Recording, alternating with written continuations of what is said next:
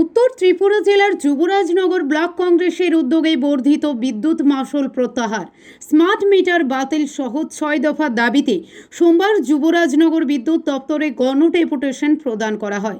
কর্মসূচিকে ঘিরে কংগ্রেস কর্মী সমর্থকদের মধ্যে ব্যাপক সাড়া লক্ষ্য করা যায়। ডেপুটেশনের সাধারণ গ্রাহকদের স্বার্থ সংশ্লিষ্ট বিভিন্ন দাবি তুলে ধরা হয়।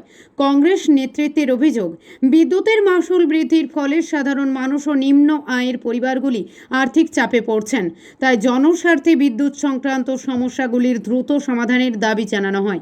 এদিনের কর্মসূচিতে উপস্থিত ছিলেন ধর্মনগর জেলা কংগ্রেসের প্রাক্তন সভাপতি দিগ্বিজয় চক্রবর্তী, প্রদেশ কংগ্রেস কমিটির সদস্য কেবলকান্তি নন্দী সহ জেলা ও প্রদেশ স্তরের একাধিক নেতৃত্ব ও যুবরাজনগর ব্লক কংগ্রেসের নেতাকর্মীরা।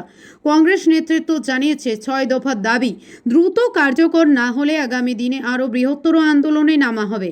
ধর্মনগর প্রতিনিধি রিপোর্ট, প্রতিদিন ত্রিপুরা।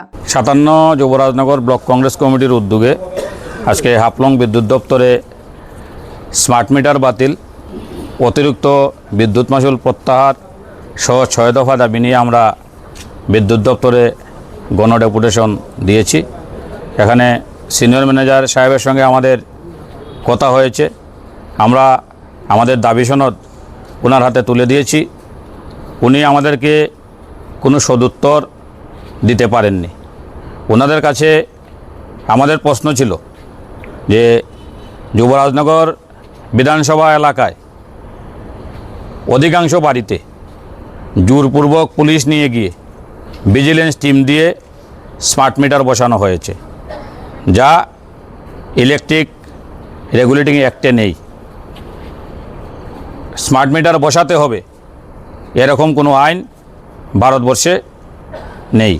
কিন্তু এই ত্রিপুরা রাজ্যে তথাকথিত সুশাসনের নায়ক মানিক সাহার নেতৃত্বে একজন নির্লজ্জ বিদ্যুৎ মন্ত্রী, যার কারণে ত্রিপুরা রাজ্যের শিক্ষা দপ্তর ধ্বংস হয়ে গিয়েছে, ওনার কারণেই আজকে কৃষি দপ্তর এবং বিদ্যুৎ দপ্তর নাজেহাল অবস্থায় রয়েছে।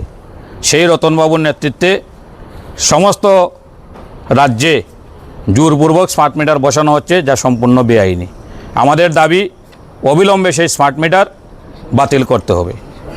আমরা দেখতে পেয়েছি স্মার্ট মিটার বসানোর পর থেকে বিলের সঙ্গে কয়েকটি চার্জ জুড়ে দেওয়া হচ্ছে, ফুয়েল চার্জ, ফিক্সড চার্জ, এই মিটার রেন্ট সহ অনেকগুলো চার্জ জুড়ে দেওয়া হয়েছে, যা একজন ইলেকট্রিকের কনজিউমার হিসাবে, গ্রাহক হিসাবে আমরা মেনে নিতে পারছি না। আমরা যদি কোনো দোকানে গিয়ে 1 কেজি আপেলের দাম জিজ্ঞাসা করি, উনি যদি আমাকে বলেন যে 1 কেজি আপেলের দাম 120 টাকা, আমি 1 কেজি আপেল কেনার পর দোকানদার যদি আমাকে বলেন যে এখন আমাকে যে পাল্লা মেপেছি তার টাকা দিতে হবে, আমার দোকানের রেন্ট দিতে হবে, আমার ইলেকট্রিকের চার্জ দিতে হবে, আমার সার্ভিস চার্জ আছে, আমার ক্যারিং চার্জ আছে, আরও 30 টাকা অতিরিক্ত লাগবে, তাকে আমরা দোকানদারকে দিয়ে দেব? এখানে বিদ্যুতের ইউনিট ধার্য করা হয়েছে, তারপরে এই অতিরিক্ত চার্জগুলো কোথা থেকে আসলো আমরা দপ্তরের কাছে জানতে চেয়েছিলাম, কিন্তু দপ্তর আমাদেরকে কোনো সদুত্তর দিতে পারেননি। আমরা দাবি করেছি অবিলম্বে আমাদের এই উত্তরগুলো দিতে হবে এবং যুবরাজনগর বিধানসভা এলাকায় যার যার বাড়িতে জোরপূর্বক স্মার্ট মিটার বসানো হয়েছে সেই স্মার্ট মিটারগুলো তুলে নিয়ে পুরানো মিটার বসিয়ে দিতে হবে।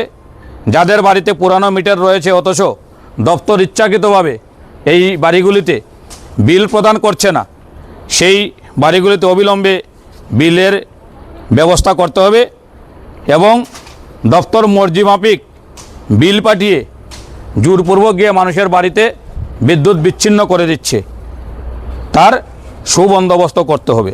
যতক্ষণ আমরা এই উত্তর পাচ্ছি না, আমরা হাফলং বিদ্যুৎ অফিস ঘেরাও করে রাখবো। আমরা বলে এসেছি সিনিয়র ম্যানেজার সাহেবকে, উনি বলেছেন উনি ওনার ঊর্ধ্বতন কর্তৃপক্ষের সঙ্গে আলোচনা করছেন।